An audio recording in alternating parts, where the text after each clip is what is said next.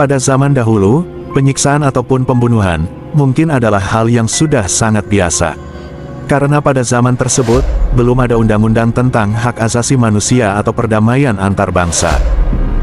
Umat manusia pada zaman dulu, harus saling berperang untuk memiliki dan menduduki wilayah tertentu untuk sebuah kekuasaan. Ketika suatu wilayah dimenangkan dalam sebuah peperangan, mereka bebas melakukan apapun pada wilayah tersebut. Wilayah yang kalah dalam peperangan, bebas dikuasai dan dieksploitasi oleh penguasa. Tapi tidak hanya itu, warganya pun akan dijadikan budak untuk dijual atau dipaksa untuk bekerja tanpa upah. Itulah asal-muasal kita mengenal istilah perbudakan.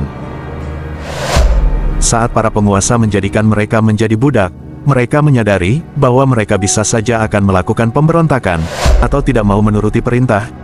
Itulah kenapa mereka menciptakan alat penyiksaan, sebagai alat hukuman agar mereka mau menuruti perintah para majikannya. Nah, di video kali ini, Mimin akan menceritakan tentang alat-alat penyiksaan yang paling mengerikan, versi sisi gelap. Tapi, sebelum kita mulai, jangan lupa untuk selalu mendukung channel ini ya, agar Mimin terus semangat membuat video-video seru untuk kalian. Alat-alat penyiksaan mungkin sudah tidak lagi digunakan saat ini, tapi pada zaman dulu, alat penyiksaan lazim digunakan untuk menghukum seseorang yang melakukan kesalahan, berkhianat, tidak mematuhi hukum atau perintah majikan. Berikut adalah alat-alat yang pernah digunakan untuk menyiksa manusia. Banteng Kuningan. Banteng Kuningan dikenal juga dengan nama banteng Sisilia. Alat ini terbuat dari lempengan kuningan yang dicetak menyerupai seekor banteng, dan memiliki pintu di salah satu sisinya agar bisa dibuka dan dikunci.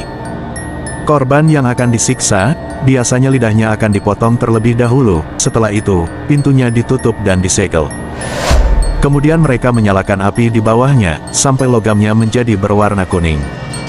Saat korban merasakan panas yang membakar dari dalam, dia akan meronta-ronta dan berteriak kesakitan sampai akhirnya meninggal terpanggang dari dalam. Banteng ini didesain untuk menggemakan suara teriakannya dan membuat suaranya seperti amukan banteng. Gerakan dan suaranya diredam oleh massa banteng, sehingga terlihat seperti banteng yang hidup. Legenda mengatakan bahwa perangkat ini diciptakan oleh seorang Yunani bernama Perillus, yang dipersembahkan untuk seorang tiran, bernama Palaris dari Agrigentum.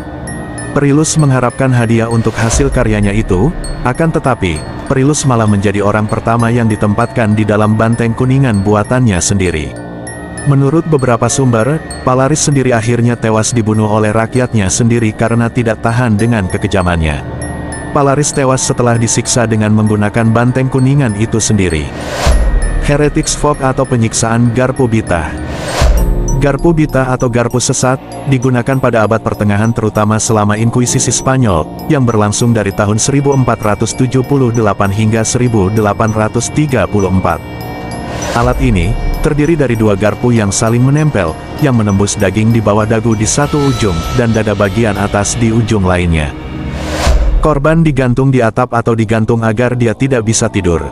Kalau kepalanya terantuk sedikit saja, garpu ini akan menusuk tenggorokan dan dadanya. Alat ini tidak merusak titik vital apapun, sehingga menghindari kematian, dan memperpanjang rasa sakit. Penyulaan. Penyulaan adalah teknik penyiksaan dengan menusuk tubuh dari dubur sampai ubun-ubun dengan menggunakan tombak runcing. Teknik ini adalah teknik favorit Vlad sang penyula. Vlad III adalah pangeran Wallachia yang berkuasa antara 1448 dan 1477.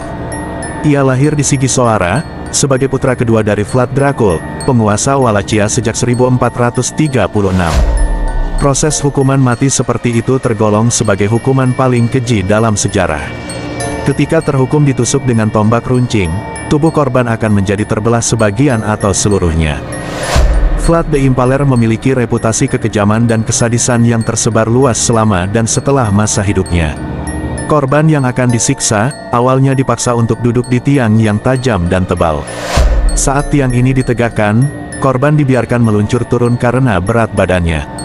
Korban tidak langsung meninggal pada saat disiksa, tapi meninggal perlahan-lahan. Mereka yang menjadi korban akan berteriak kesakitan dan kehabisan darah, dan pada akhirnya korban meninggal kurang dari 3 hari setelah dihukum, dengan metode hukuman ini. Ada sumber yang mengatakan bahwa Vlad pernah menghukum 20.000 orang dengan cara ini, sambil menyantap makanannya. Scavenger's Daughter. The Scavenger's Daughter, atau anak perempuan Skeffingtons, ditemukan sebagai alat penyiksaan pada masa pemerintahan Henry VIII oleh Sir Leonard Skeffington. Perangkat itu terdiri dari rak logam yang dibentuk seperti huruf A. Metode alat penyiksaan ini adalah mengikat kepala korban di titik atas A, tangan di titik tengah, dan kaki di ujung bawah yang melebar. Rak logam ini bisa dilipat dengan cara yang berbeda, menyebabkan tubuh membungkuk pada sudut yang aneh, dan menyebabkan banyak rasa sakit, sehingga mengeluarkan darah dari hidung dan telinga. Banyak tahanan terkenal di Menara London yang menjalani bentuk penyiksaan ini, termasuk pendeta Katolik Inggris Thomas Cotham dan orang Irlandia Thomas Miak. Iron Maiden.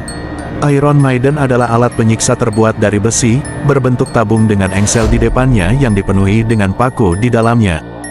Seorang korban akan dipaksa masuk ke dalam Iron Maiden dan akan tertusuk paku ketika alat penyiksaan ditutup.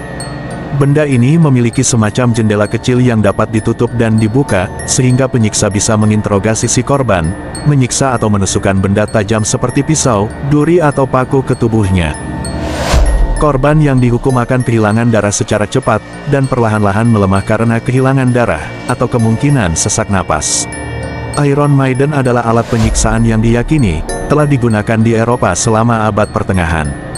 Alat terkenal ini dikenal dengan nama lain, seperti perawan Maria, atau Jungfer yang artinya perawan tua. Derek.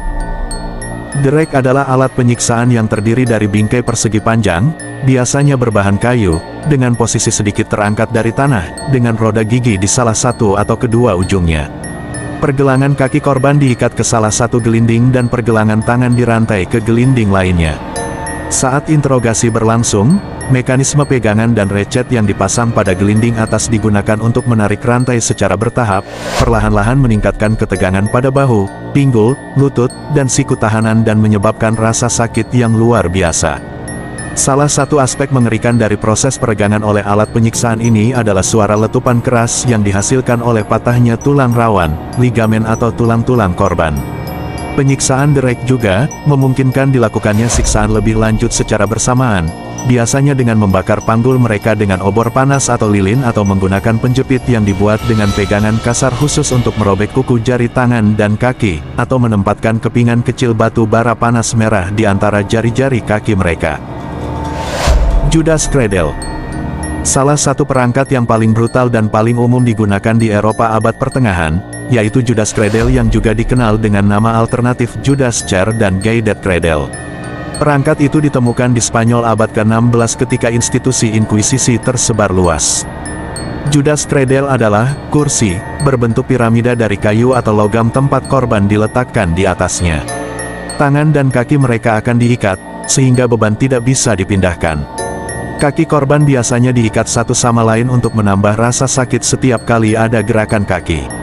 Ujung runcing piramida itu perlahan-lahan dimasukkan ke dalam anus, kemaluan atau skrotum korban sehingga menimbulkan rasa sakit yang luar biasa. Penyiksaan dapat berlanjut dari beberapa jam hingga berhari-hari, membuat kerusakan permanen. Untuk membuat prosesnya semakin menyakitkan, bobot juga akan ditambahkan untuk memfasilitasi efeknya, yang seringkali mengakibatkan kematian karena penyulaan. Roda pemecah.